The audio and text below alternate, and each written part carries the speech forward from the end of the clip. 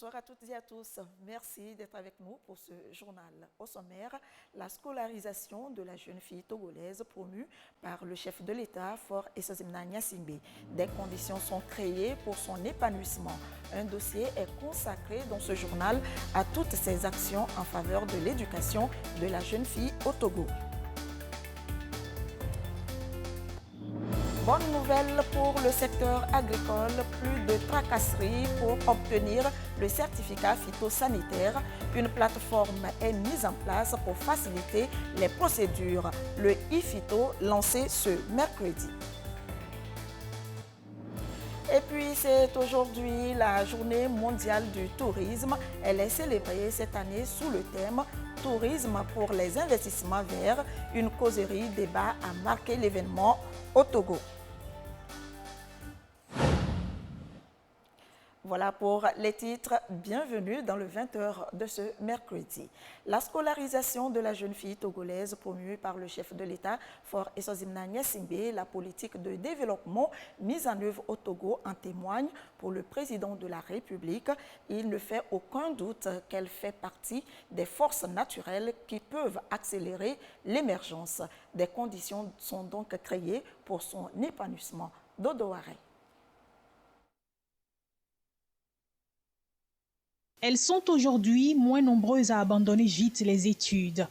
Dans les établissements scolaires, dans les universités, le taux de scolarisation des filles a franchi la barre de 50% en 2022. Et ceci parce que le chef de l'État a opté depuis plusieurs années pour un système éducatif plus équitable en faveur des filles qui, dans le temps, sont privées de l'éducation pour la simple raison qu'elles sont du sexe féminin. Les approches adoptées sont axées sur la promotion de l'excellence des filles en milieu scolaire, la promotion d'une éducation de qualité, la lutte contre les mariages forcés, les discriminations et pratiques traditionnelles qui entravent l'éducation de la jeune fille. Il fallait aussi construire de nouvelles infrastructures éducatives comme des laboratoires, des unités et centres de recherche pour renforcer le système d'enseignement supérieur et scolaire. Des bourses et allocations trimestrielles sont également davantage octroyées aux filles pour les encourager. Comme initiative pour mettre fin à la déscolarisation des filles, le programme d'excellence pour les jeunes filles, un programme qui a fait des dizaines de filles aujourd'hui des leaders dans leur communauté et une référence pour les autres femmes. La récompense des meilleures filles bachelières à la fin de l'année scolaire est aussi l'une des voies privilégiées du chef de l'État pour encourager les filles à aller plus loin dans les études et à être des leaders sur qui le Togo pourra compter demain. Et pour protéger les filles contre les abus de tout genre, de nombreux tests sont votés à l'Assemblée nationale et appliqués à la lettre. Le Togo mise également sur la politique nationale liée au développement du capital humain pour exploiter le potentiel et les compétences de chaque citoyen, qu'il soit homme ou femme.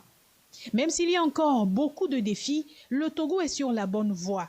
En témoignent les récentes statistiques qui montrent une proportion de 30% des filles inscrites dans les universités publiques en 2021-2022. Un pourcentage à hausse par rapport aux années précédentes. Cette hausse de la proportion des filles dans les universités est aussi due à la mobilisation des enseignants, professeurs agrégés, maîtres de conférences, maîtres assistants, qui sont de plus en plus nombreux dans les institutions publiques d'enseignement supérieur. L'université de Kara s'est fixé l'objectif d'atteindre 50% de filles inscrites d'ici à 2030 et elle peut compter sur sa nouvelle infrastructure universitaire dont les travaux ont été lancés en avril dernier par le chef de l'État, Faure Esazimna Gnassingbé.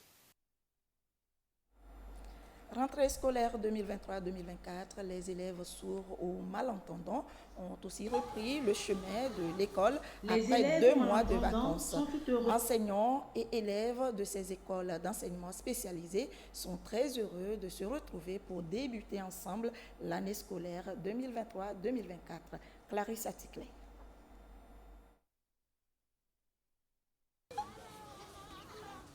Les élèves malentendants sont tout heureux de se retrouver à l'orée de cette nouvelle année scolaire 2023-2024.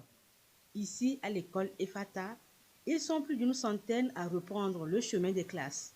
Pendant les vacances, nous étions ennuyés et à présent, on a repris, on a rencontré les camarades et je suis très contente Et là, je suis déjà prête pour apprendre et pouvoir passer mon examen de CPD et réussir.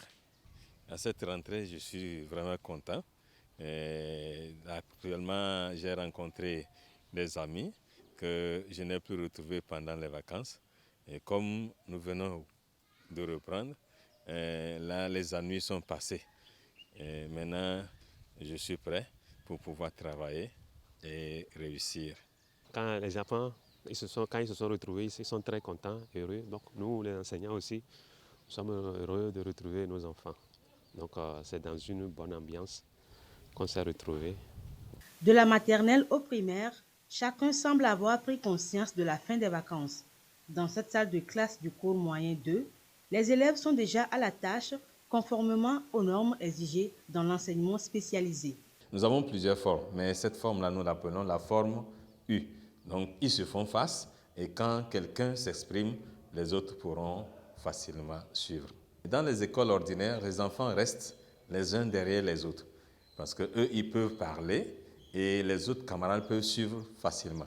Mais à notre niveau ici, il n'y a pas donc l'oral, c'est la langue des signes.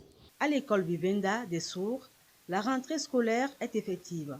Les élèves du cours préparatoire au cours moyen ainsi que leurs enseignants ont renoué avec les activités scolaires et pédagogiques. 2 mois de séparation ont été difficiles, mais je suis content de les voir depuis lundi reprendre avec joie, parce que leur joie fait la nôtre également. Grâce à la politique d'une éducation inclusive voulue par le chef de l'État, ces enfants en situation de handicap auditif ont la chance de suivre un cursus scolaire tout comme les autres enfants. Nous disons merci à notre président, son Excellence Faure Essouzina Gnassingbé, pour sa politique de l'éducation inclusive et aussi à notre ministère de tutelle pour les différentes actions du gouvernement, ce qui permet aussi à ces enfants de venir à l'école, d'être scolarisés, d'apprendre à écrire, d'apprendre à lire, d'apprendre à faire les mêmes choses que les personnes entendantes et plus tard de devenir de grandes personnes. L'école Vivenda des sourds, pour cette année scolaire, est disposée à accueillir d'autres enfants sourds ou malentendants. Elle passe par la sensibilisation des parents et à travers les réseaux sociaux pour faire passer le message. Tout autre registre, l'agriculture, les femmes du secteur agricole de la préfecture du Golfe ont reçu une formation dans le contexte d'un projet. Objectif, renforcer la résilience des communautés côtières face au changement climatique. Un projet du ministère de l'Environnement porté par l'ODEF, l'Office de développement et d'exploitation des forêts. Sandra Aziadbe. Les effets du changement climatique perdurent et se font de plus en plus ressentir sur l'environnement et sur la production agricole. Ce phénomène mondial a de forts impacts qui obligent les populations à s'adapter diversement.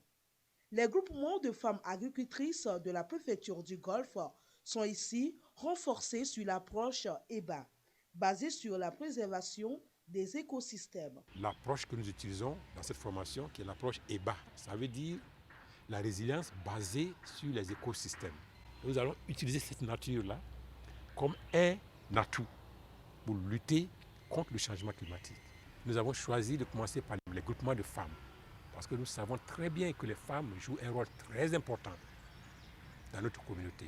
Le changement climatique influence énormément, n'est-ce pas, la pollution des vivriers que nous consommons tous.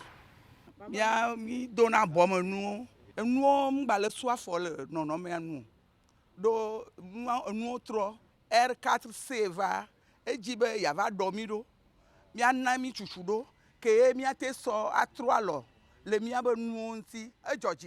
Les producteurs vivriers des 8 préfectures de la région maritime bénéficieront à tour de rôle de cette formation. Ils apprendront à mieux intégrer les mesures d'adaptation au changement climatique dans leurs activités respectives.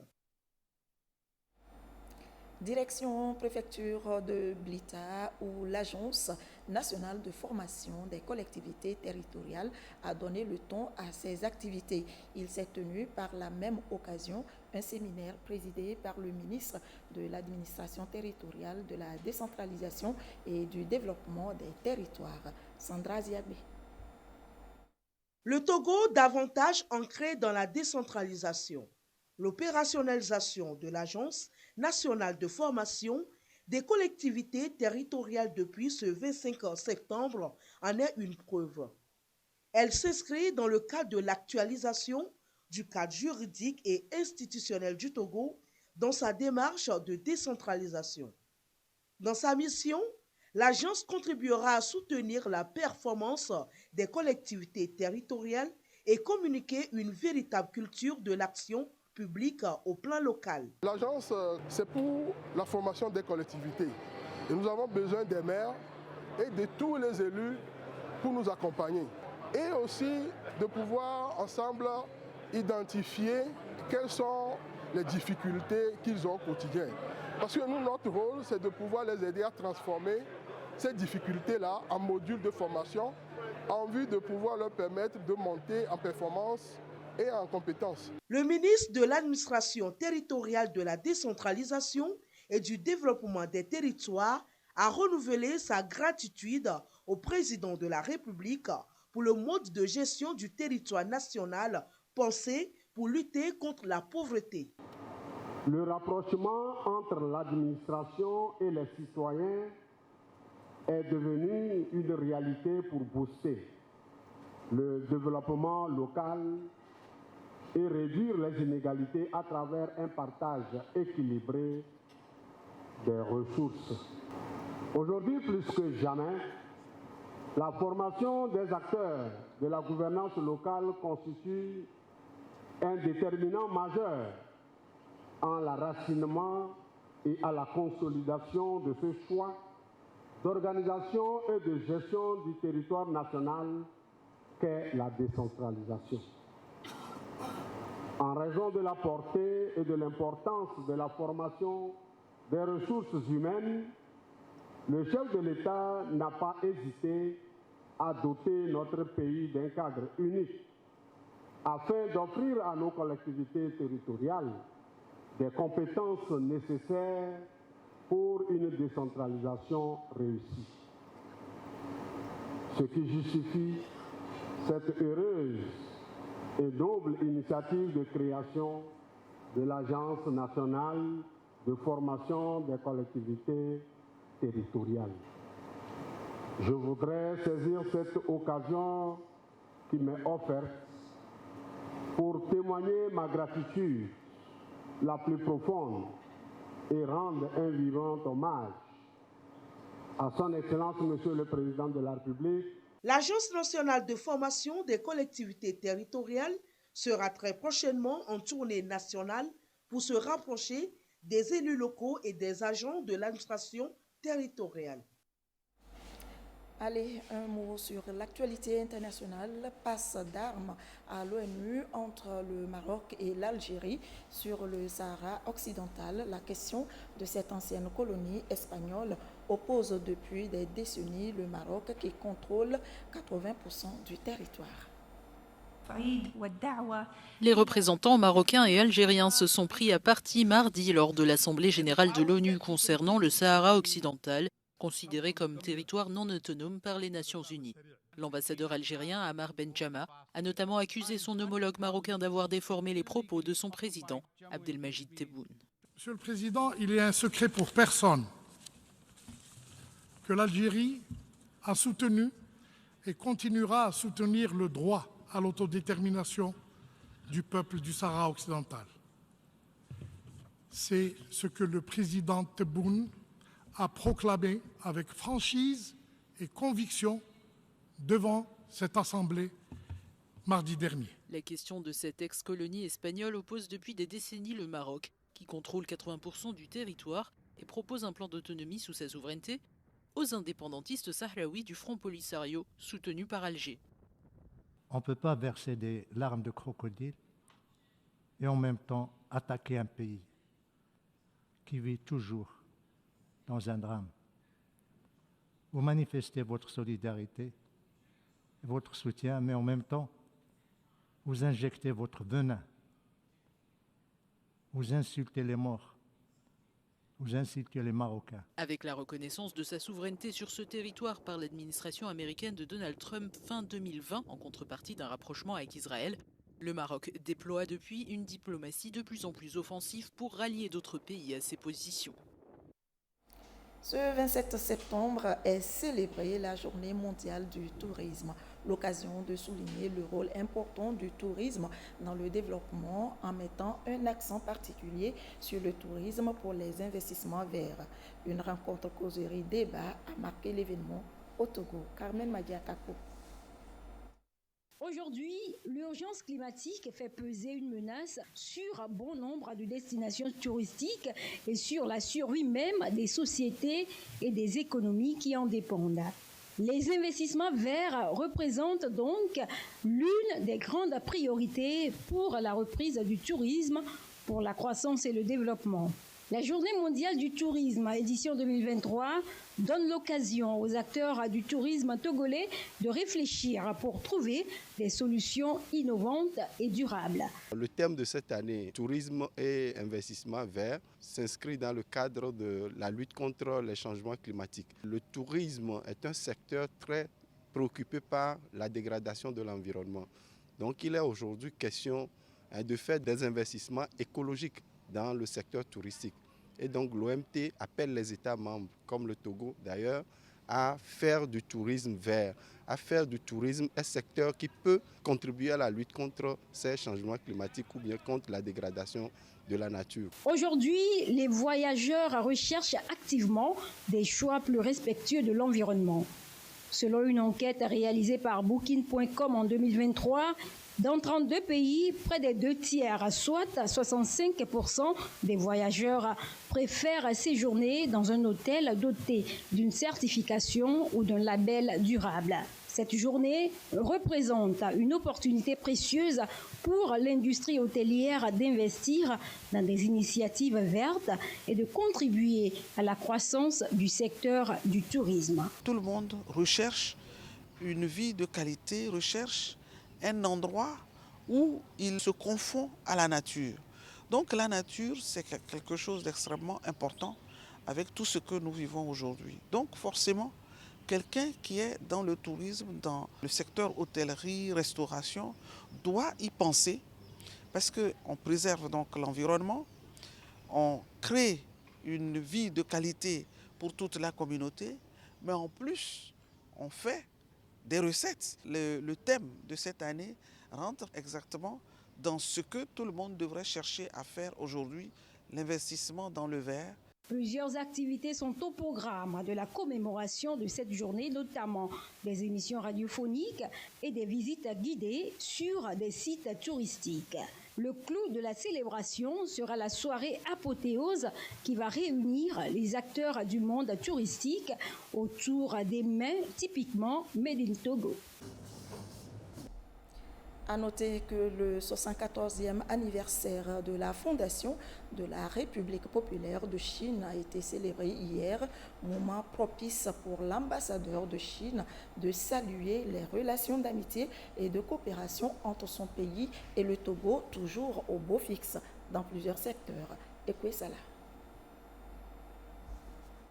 Au meilleur avenir des relations sino-togolaises, à la santé de tous les amis ici présents. Merci. Un toast pour l'excellence des relations entre la Chine et l'Afrique. Il marque le 74e anniversaire de la fondation de la République populaire de Chine. Membres du gouvernement, représentants des institutions de la République et autres personnalités sont invités à la célébration. L'occasion est saisie par l'ambassadeur de Chine au Togo pour rappeler à l'assistance les exploits de son pays en matière de développement. La Chine, pays moins avancé il y a de cela quelques décennies, est aujourd'hui la deuxième puissance mondiale. Cette année, le PIB de la Chine a dépassé 60 000 milliards de yuans, soit une augmentation de 5,5% par rapport à l'année dernière, démontrant ainsi sa résilience et son potentiel. La Chine a contribué pendant 13 ans consécutifs à hauteur d'environ 30% à la croissance économique mondiale.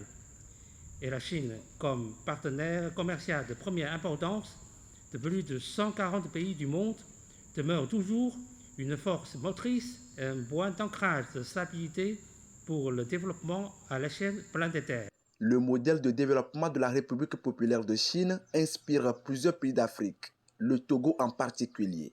Son implémentation a motivé une batterie d'initiatives de la part du chef de l'État, Faure Essozimna Gnassingbé, dans bien de secteurs. Eau, énergie, agriculture, infrastructures notamment, avec des impacts palpables sur le quotidien des populations. Des résultats salués à cette soirée par l'Empire du Milieu. Nous nous félicitons de constater que sous la direction éclairée de son Excellence, Monsieur le Président Faure Essozimna Gnassingbé, avec les efforts conjoints de toutes les parties, le Togo, qui est fidèle à une stratégie de développement centrée sur le peuple, a accompli des exploits remarquables sur divers plans. Le redressement économique est en accélération et le climat d'affaires poursuit son amélioration.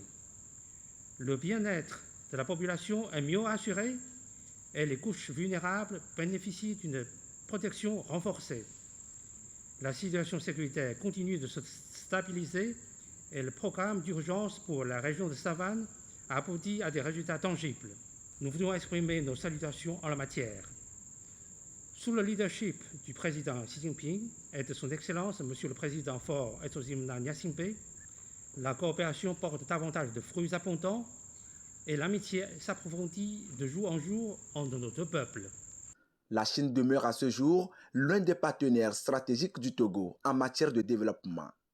Depuis une cinquantaine d'années, la présence de la Chine au Togo est concentrée dans les domaines des infrastructures, agriculture, santé, commerce, éducation, entre autres. Les deux pays renforcent de plus en plus leurs liens de coopération et d'amitié au bénéfice de leur peuple.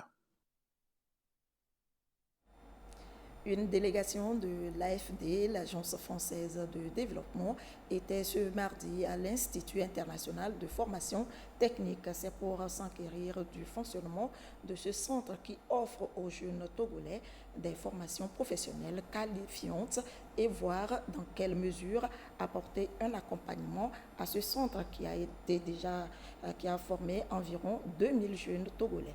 Clarisse Aticlé. Le Centre international de formation technique, CIFT de Lomé, reçoit la visite de la délégation de l'Agence française de développement. À sa tête, l'ambassadeur de France au Togo. La délégation était donc au CIFT, créé depuis 1998 par Martin Roger Amegavi, qui a à cœur d'offrir une formation qualifiante aux jeunes compatriotes togolais.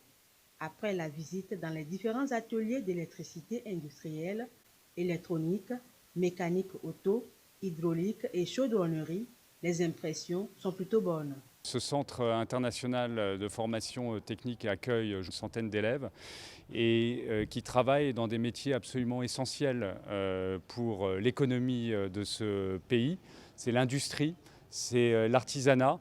Et tout ça, ce sont des métiers, ce sont des savoir-faire très spécifiques et qui demandent une formation. Donc moi, je suis très impressionné, surtout de voir l'engagement des étudiants, des élèves qui parfois sont jeunes et qui ont le souci de la compétence et du savoir-faire et du savoir bien faire.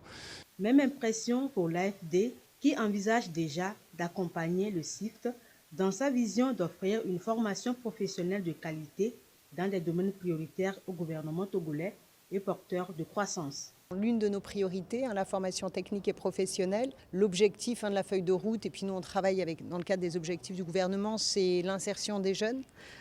Donc avec la formation technique et professionnelle, on y répond. Les gens formés ici peuvent trouver des débouchés dans le domaine de l'agriculture parce qu'il faut travailler avec toutes ces entreprises de mécanisation.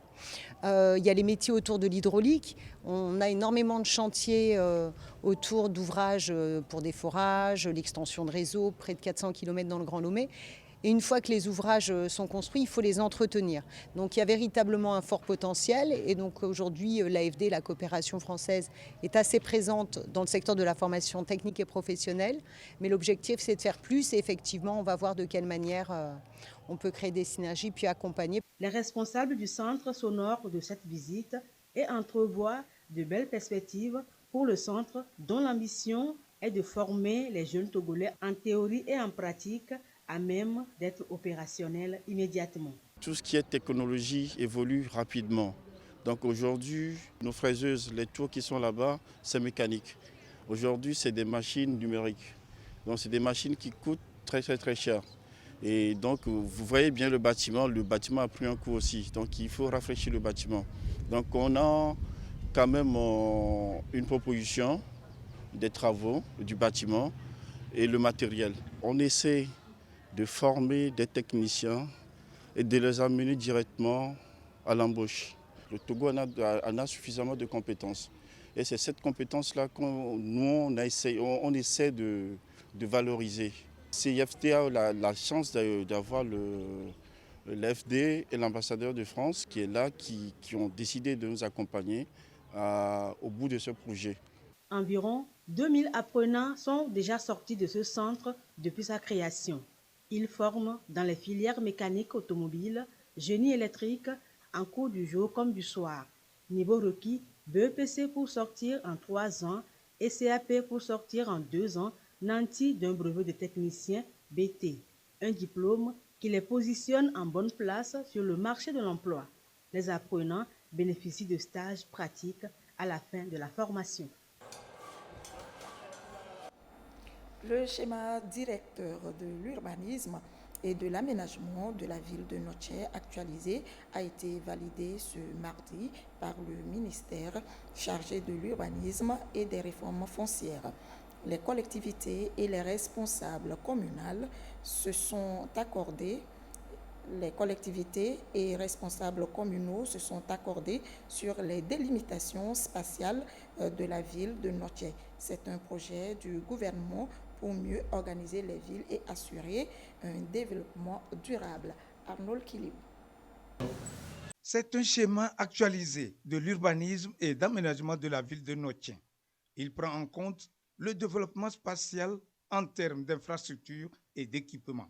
Lorsque nous devons réaliser les routes, on doit se référer à ce document. Donc, quelles sont les routes qui ont été prévues dans la sphère de la ville? Si on veut réaliser des équipements, on va se référer à ce document également pour savoir où sont les emplacements réservés pour la réalisation des projets qui ont été identifiés. Quelles sont les zones dans lesquelles nous pouvons réaliser nos habitations et quelles sont les zones industrielles, les zones à ne pas construire. Tout ça là se retrouve dans ce que nous appelons le schéma directeur d'aménagement et d'urbanisme. Ce schéma est matérialisé sur le terrain par des bornes de délimitation des réserves administratives, des zones d'activité économique, des zones habitables et inhabitables, ainsi que des sites touristiques. Un soulagement pour les autorités communales, souvent confrontées aux litiges fonciers. Nos aînés ont commencé à construire sans contrôle. Même les réserves qui ont été prélevées en ce moment-là ont été cassées. Ce plan-là va nous aider à restaurer ces réserves-là, à nous orienter vers les lieux où il faut construire sans tomber dans des zones à risque. Le ministère de l'Urbanisme, de l'Habitat et des Réformes foncières veille à ce que les schémas respectent les règles de l'art et qu'ils répondent également aux aspirations de la population. Noche, c'est une ville carrefour et c'est aussi le berceau du peuple éveillé.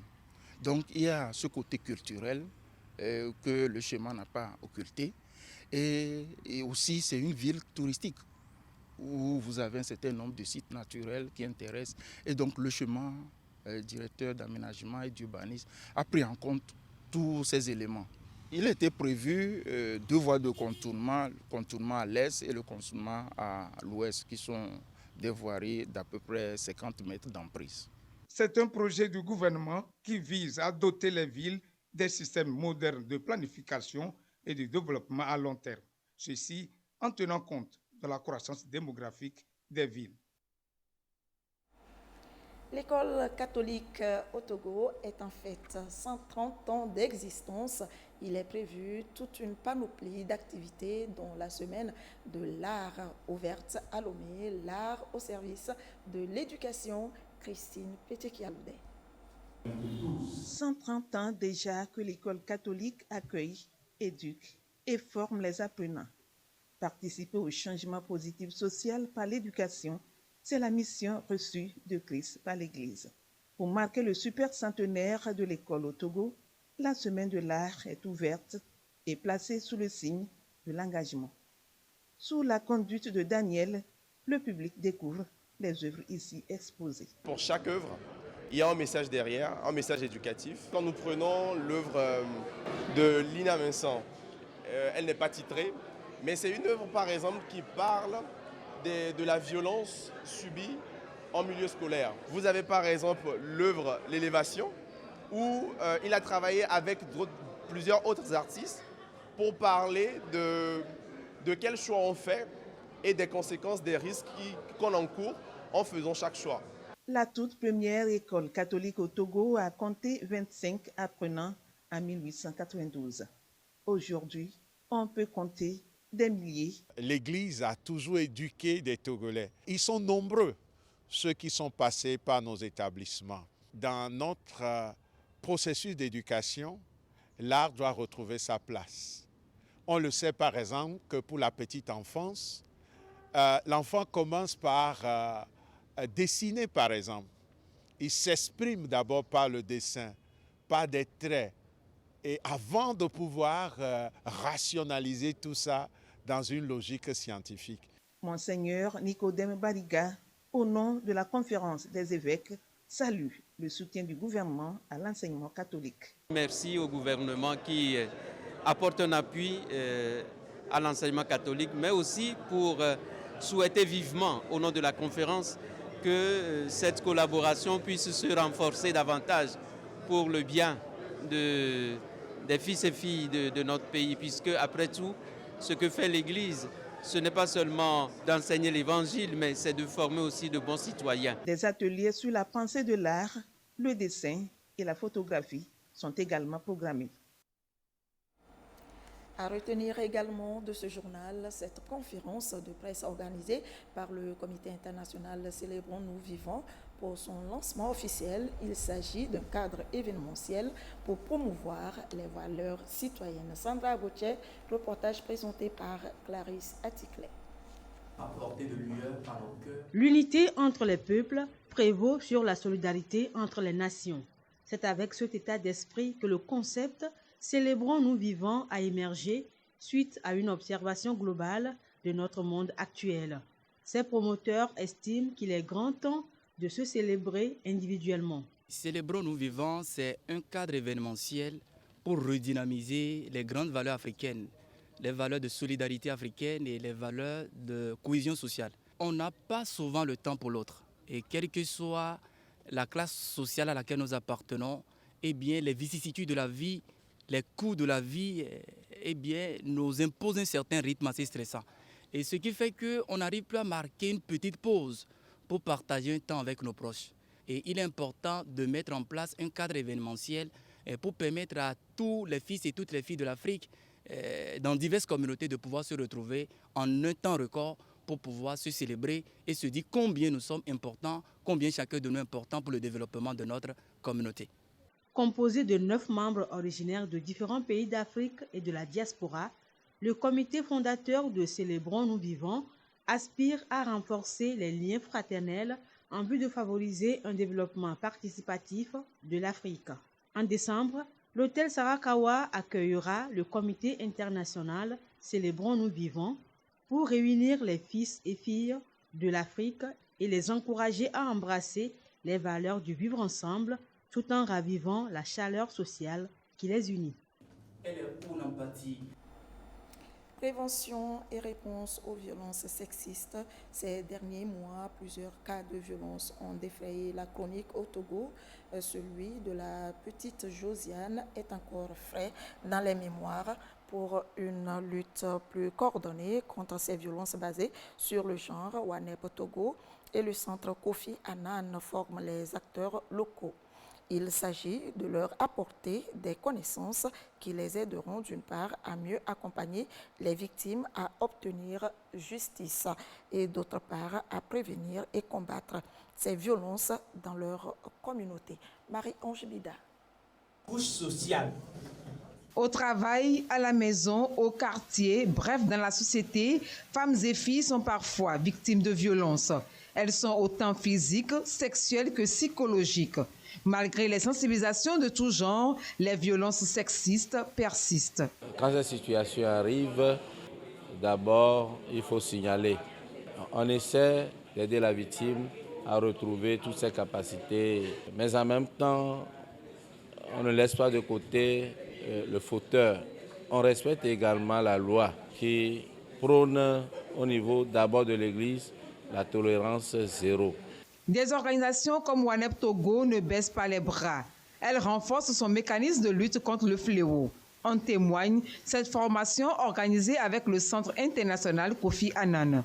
Elle va permettre aux différents acteurs de partager leurs expériences, d'avoir plus d'informations sur l'accompagnement des victimes et enfin créer une collaboration pour une lutte concertée. Cette initiative fait partie de l'objectif stratégique global du Centre Kofi Annan pour renforcer la capacité des États membres de l'Afrique pour éliminer la violence sexiste dans le monde africain. C'est notre espoir que cette formation va contribuer à réduire les cas de violence sexiste qui sont vraiment perpétrés surtout sur les femmes et les enfants, surtout au niveau communautaire. Cette rencontre a tout son sens parce qu'elle va nous permettre encore de mieux nous organiser. Au Togo, en 2022, 2400 femmes ont été victimes de violences.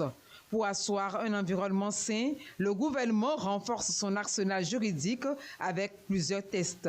Le Code des personnes et de la famille, par exemple, et tout récemment, la loi sur la protection des apprenants contre les violences à caractère sexuel. Et votre pratique.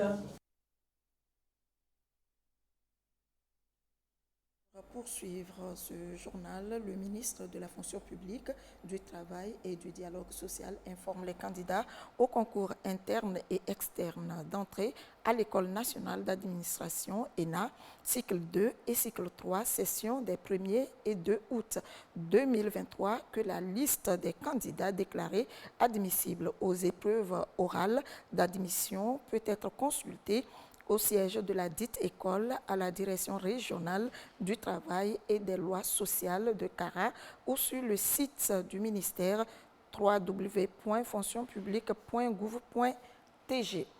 Les épreuves orales d'admission se dérouleront les 2 et 3 octobre 2023 à partir de 7 h dans l'enceinte de l'ENA. L'accès des candidats aux salles des épreuves orales est rigoureusement subordonné à la présentation d'une carte nationale d'identité ou d'un passeport en cours de validité. Signé le ministre Gilbert Bawara. Conseil des ministres ce mercredi 27 septembre 2023.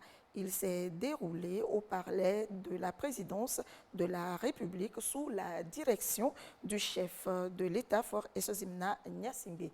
Le compte rendu avec le ministre secrétaire général du gouvernement, Christian Trémois. Communiqué du Conseil des ministres du 27 septembre 2023. Le Conseil des ministres s'est réuni ce mercredi 27 septembre 2023 sous la présidence de son Excellence, M. Faure Essozimna Gnassingbé, président de la République. Le Conseil a examiné un projet de loi, 2 projets de décret et écouté 3 communications. Au titre du projet de loi, le Conseil a examiné et adopté le projet de loi portant Code de procédure administrative.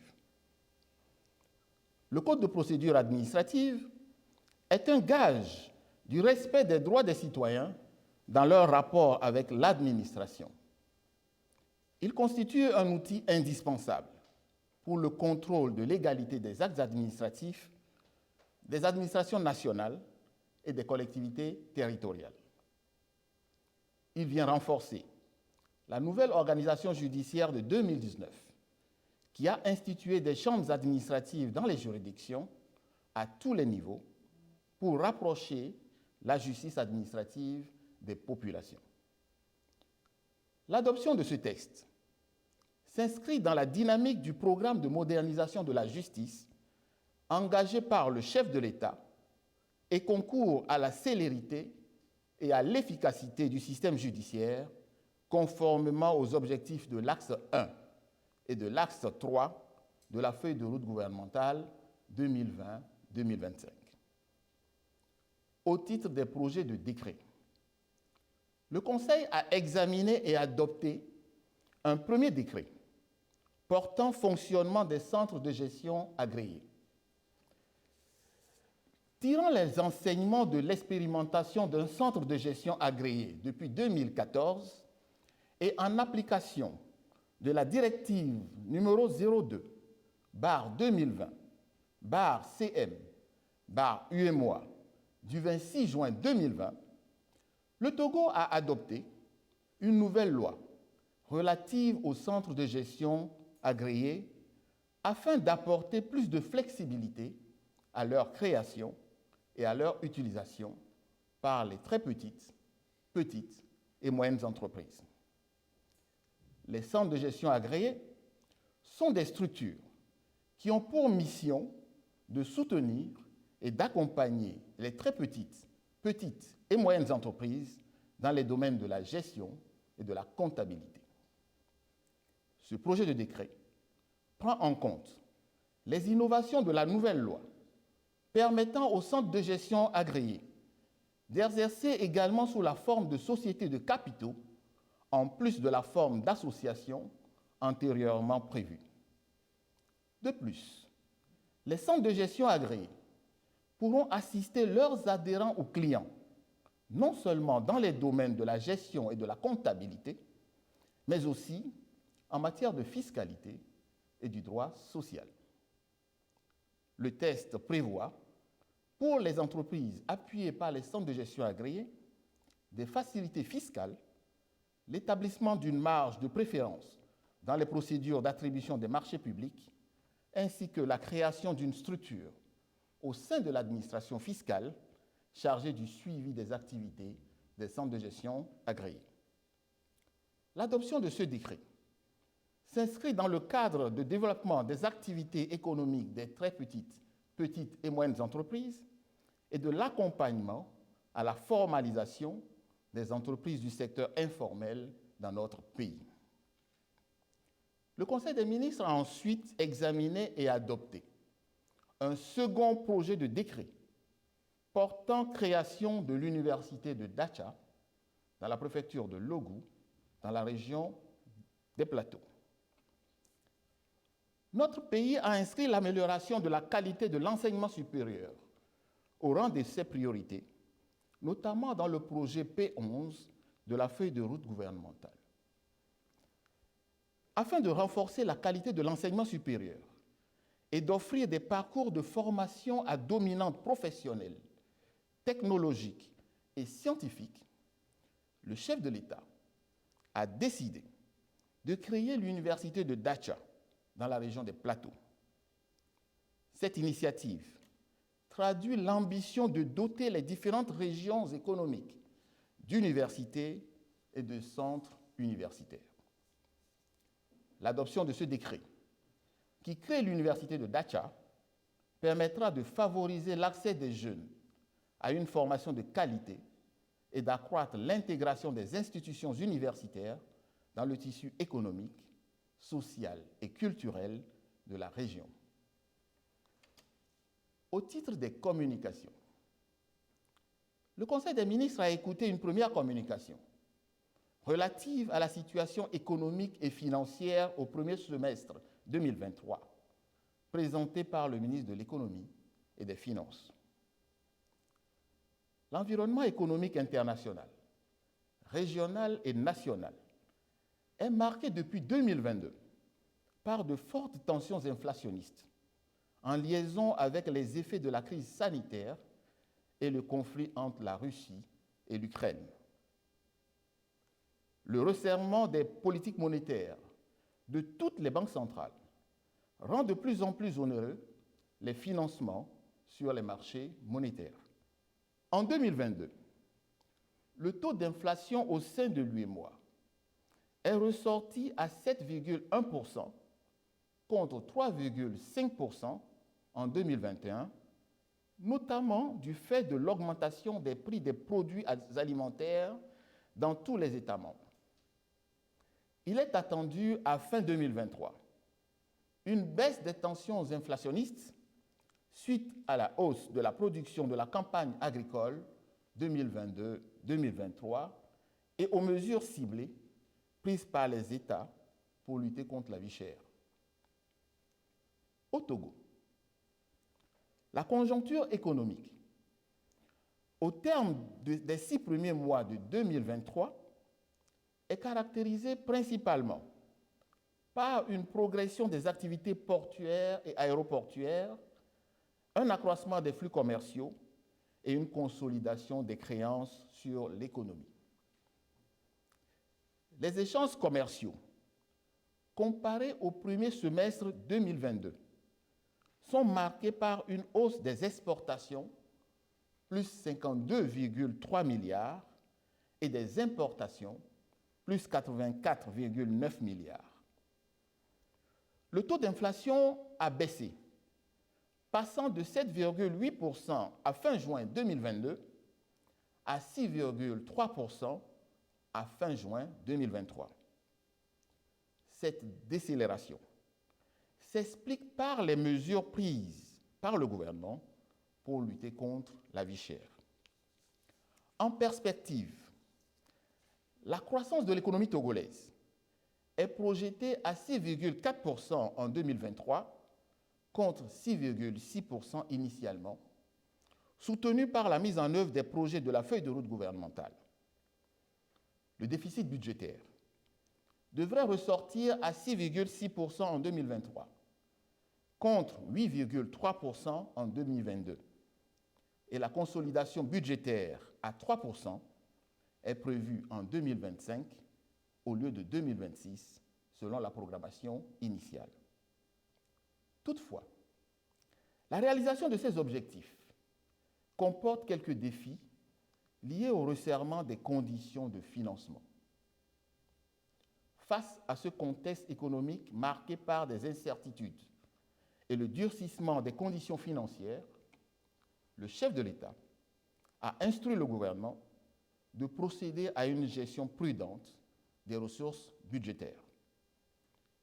Cette orientation du chef de l'État se reflète dans le projet de loi de finances rectificative, exercice 2023, qui renforce les moyens de lutte contre le terrorisme et poursuit la mise en œuvre des politiques de développement en lien avec les priorités de la feuille de route gouvernementale 2020-2025.